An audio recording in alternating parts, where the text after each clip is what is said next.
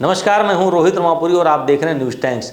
भारतीय समुद्री क्षेत्र में बरसों से उठते रहे नाविकों के शोषण, फर्जी भर्ती, वेतन न मिलने और विदेशों में छोड़ दिए जाने जैसे मामलों पर अब डायरेक्टर जनरल ऑफ शिपिंग ने कड़ा प्रहार किया है। नाविकों की दर्जनों शिकायतों और गहन जांच के बाद डीजी शिपिंग ने MS 7 star shipping services private limited के खिलाफ सख्त कार्रवाई करते हुए उसका RPS लाइसेंस तत्काल प्रभाव से रद्द कर दिया है। साथ ही कंपनी के सभी निदेशकों को 5 साल के लिए प्रतिबंधित कर दिया गया है और 30 लाख रुपए की बैंक गारंटी भी जब्त कर ली गई है। डीजी शिपिंग की जांच में सामने आया कि यह एजेंसी नियमों को ताक पर रखकर जहाज़ों की क्षमता से अधिक नाविकों की भर्ती कर रही थी। कई मामलों में नाविकों को एक जहाज़ का नाम बताकर दूसरे जहाज़ पर भेजा गया तो कई महीनों तक वेतन भी नहीं दिया गया। कुछ नाविकों को तो ईरान, दुबई और मलेशिया जैसे देशों में बिना साइन ऑफ के उनको वहाँ फंसा दिया गया। जहाज़ों पर अबेटमेंट जैसी गंभीर स्थिति भी सामने आई। इस पूरे मामले में डीजी शिपिंग श्याम जगन्नाथन के नेतृत्व में सख्त रुख देखने को मिला।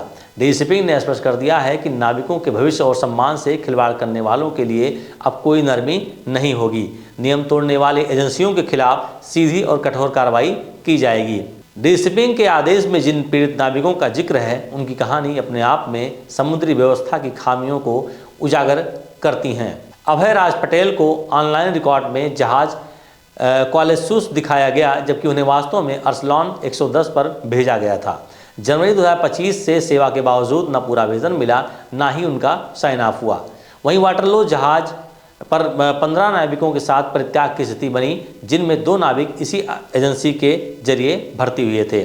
मोहम्मद अदनान उल्लाह खान को जहाज़ पर रहते हुए भी रिकॉर्ड में साइन ऑफ दिखा दिया गया। एक घोर अनियमितता इससे स्पष्ट होती है। वहीं दीपक कनौजिया को एक जहाज़ के नाम पर भर्ती कर दूसरे जहाज़ पर भेज दिया गया और वेतन भी नहीं दिया गया।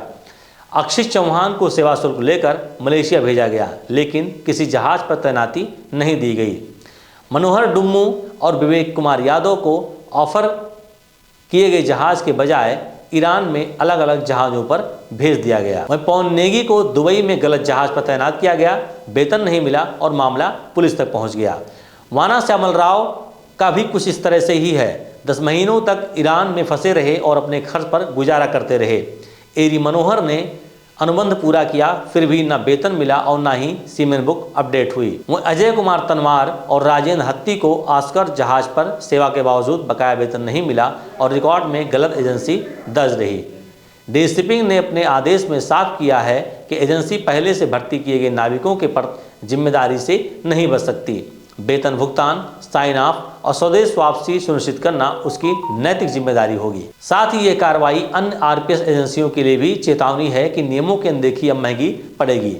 डीजी शिपिंग की आसक्ति केवल एक कंपनी तक सीमित नहीं है, बल्कि यह पूरे समुद्री भर्ती तंत्र को सुधारने की दिशा में बड़ा कदम है। लंबे समय से दबती रही नाविकों की आवाज़ को अब सिस्टम ने गंभीरता से सुना है और ये संकेत साफ है कि आने वाले दिनों में समुद्री क्षेत्र में जवाबदेही और पारदर्शिता और मजबूत होगी। ऐसी तमाम खबरों को देखने के लिए बने रहिए न्यूज़ टैंक के साथ।